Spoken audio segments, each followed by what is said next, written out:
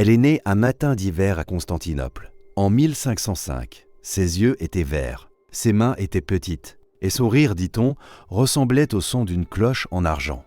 Personne ne savait encore que ce rire allait disparaître pour toujours. Personne ne savait encore que cette petite fille allait devenir la femme la plus puissante de l'Empire ottoman.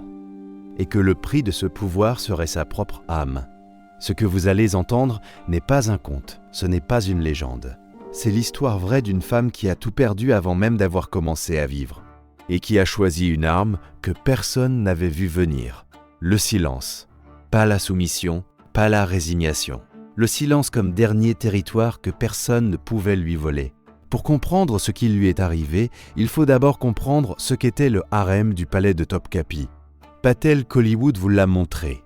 Pas les voiles transparents, pas les femmes languissantes sur des coussins dorés, pas la sensualité romantique des films. La réalité était infiniment plus brutale. Le harem était une machine parfaitement huilée, conçue pour transformer des êtres humains en instruments du pouvoir. Plus de 800 femmes vivaient dans ces couloirs de marbre. Certaines y étaient entrées enfants, certaines n'en sortiraient jamais. Et toutes, absolument toutes, savaient dès le premier jour qu'elles n'étaient pas des personnes, elles étaient des ressources.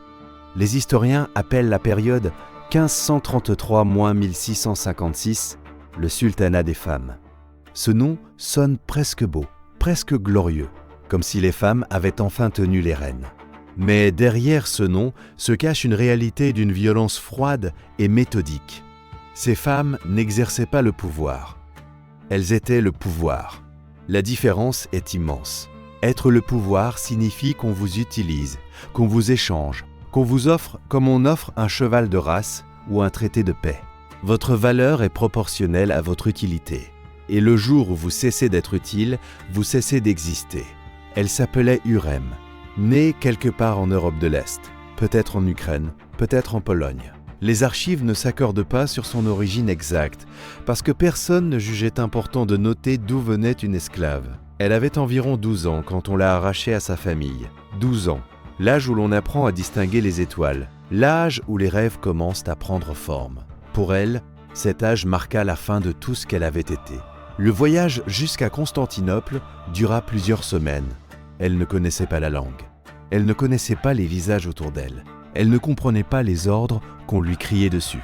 Elle pleurait la nuit en silence pour ne pas attirer les coups. Et chaque matin, elle se levait et faisait semblant que tout allait bien. Parce que dans ce monde nouveau et hostile, montrer sa douleur était une faiblesse mortelle. À son arrivée au palais, on lui donna un nouveau nom. On lui donna de nouveaux vêtements. On lui enseigna de nouvelles règles et on lui retira méthodiquement tout ce qui lui avait appartenu. Sa langue maternelle, interdite, ses habitudes, effacées. Et simultanément, on lui apprenait à ne jamais utiliser cet esprit pour elle-même. Tout ce savoir n'avait qu'une seule destination possible, servir. Hurrem était exceptionnel. Ses professeurs le notaient dans leurs rapports avec une admiration qu'ils n'arrivaient pas tout à fait à dissimuler. Elle apprenait 3 fois plus vite que les autres. Elle posait des questions que personne n'avait posées avant elle. Elle avait cette qualité rare et dangereuse qu'on appelle l'intelligence situationnelle. Cette capacité à lire une pièce, à comprendre les rapports de force, à sentir ce que les autres pensent avant qu'ils ne le disent. Dans un autre monde, dans une autre vie, elle aurait pu être philosophe, diplomate, reine de droit et non de circonstance. Mais ce n'était pas cet autre monde, et cette intelligence exceptionnelle fut soigneusement canalisée. Orientée, redirigée, transformée en outil d'obéissance sophistiqué plutôt qu'en instrument d'émancipation. Elle avait 15 ans quand Soliman le Magnifique la remarqua pour la première fois. Il avait 26 ans. Il était déjà sultan, déjà maître de millions d'âmes. Il la regarda traverser la cour intérieure du palais et quelque chose dans sa façon de marcher l'arrêta. Elle ne marchait pas comme les autres femmes du harem. Elle ne regardait pas le sol. Elle ne se faisait pas petite. Elle avançait avec une dignité tranquille qui ressemblait presque à de la fierté et qui, dans ce contexte, était presque un acte de rébellion. On la convoqua dans ses appartements ce soir-là. Elle savait ce que cela signifiait. Toutes les femmes du harem savaient ce que cela signifiait. Et aucune n'avait le choix. Mais Hurrem fit quelque chose d'inattendu ce soir-là. Quelque chose qui allait changer le cours de sa vie et peut-être de l'histoire. Au lieu de se soumettre passivement, Au lieu de disparaître derrière le masque de la servante parfaite, elle parla. Elle parla de philosophie, elle parla d'astronomie. Elle lui posa une question sur Aristote qu'il ne sut pas répondre, et il en fut fasciné. Ce n'était pas de la séduction calculée, c'était quelque chose de plus profond et de plus désespéré. C'était une femme qui refusait, dans le seul espace où elle le pouvait encore, de ne pas exister. Les années qui suivirent furent d'une complexité déchirante.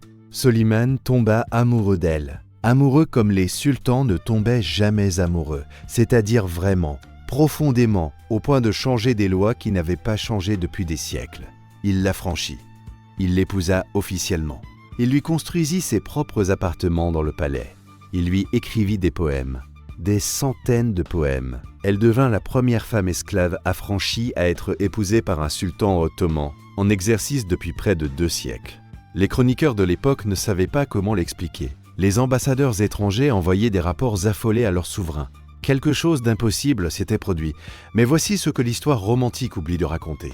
Voici ce qu'on efface quand on transforme sa vie en conte de fées. Ur ne fut jamais libre, pas vraiment. Son mariage n'était pas une libération. C'était une cage dorée plus vaste que la précédente. Elle avait maintenant du pouvoir, oui. Elle influençait les décisions de l'Empire. Elle correspondait directement avec des rois étrangers. Elle finançait des mosquées, des écoles, des hôpitaux. Elle était, par tous les critères observables, une femme puissante. Mais ce pouvoir avait un prix constant, quotidien, épuisant. Elle devait le mériter chaque jour. Elle devait plaire chaque jour. Elle devait rester indispensable chaque jour. Le jour où Soliman cesserait de l'aimer, tout s'effondrerait. Elle le savait. Elle vivait avec cette connaissance comme on vit avec une lame posée contre la gorge, si lentement qu'on finit par oublier qu'elle est là, mais sans jamais vraiment pouvoir l'oublier tout à fait. Elle eut 6 enfants. Elle perdit plusieurs batailles politiques terribles. Elle vit son fils aîné exécuté sur ordre de Soliman, manipulé par ses ennemis. Elle vécut avec la culpabilité de n'avoir pas su le protéger. Elle vécut avec la douleur de savoir que dans ce palais, même l'amour maternel était une vulnérabilité qu'on pouvait exploiter contre vous.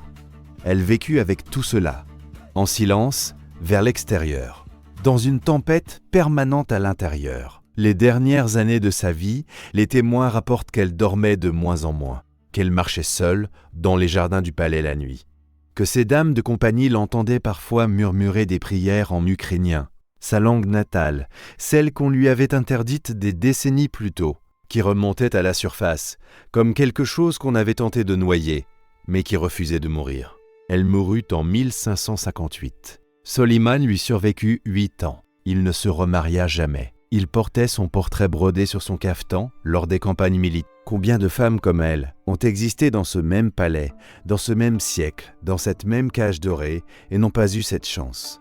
Combien ont été brisées en silence, sans que personne ne retienne leur nom, sans que personne n'écrive leurs poèmes, sans que personne ne pleure sur leur tombe? Des centaines, des milliers peut-être. Des femmes dont l'intelligence aurait pu changer le monde, dont le courage méritait des monuments, dont la douleur méritait au moins d'être reconnue, et dont l'histoire n'a gardé aucune trace parce qu'elles n'ont pas eu la chance de croiser le regard du bonhomme au bon moment. L'histoire retient les noms des puissants. Elle grave dans le marbre les batailles, les traités, les dynasties. Mais elle chuchote à peine les noms de ceux qui ont souffert pour que ces dynasties tiennent debout. Elle efface les visages des femmes qui ont été sacrifiées sur l'autel de l'alliance politique, de la stabilité dynastique, de la virilité impériale. Elle appelle cela des faits historiques. Elle appelle cela le contexte de l'époque. Comme si contextualiser la destruction d'un être humain suffisait à la rendre acceptable. Hürrem Sultan est morte il y a presque 5 siècles. Mais les mécanismes qui ont gouverné sa vie, cette façon d'utiliser les femmes comme monnaie d'échange, cette façon de transformer l'intelligence féminine en outil au service d'autrui, cette façon de construire des cages si belles qu'elles ressemblent à des palais, ces mécanismes-là ne sont pas si lointains qu'on voudrait le croire. Ils ont simplement changé de vêtements. La prochaine fois que vous entendrez parler d'une femme exceptionnelle qui a su s'imposer dans un monde difficile, posez-vous cette question. Quel prix a-t-elle payé ? Et combien d'autres, tout aussi exceptionnelles, tout aussi courageuses, n'ont simplement pas eu la chance qu'elle a eue. Ce sont elles, les vraies héroïnes de l'histoire, celles dont on n'a même pas retenu le nom.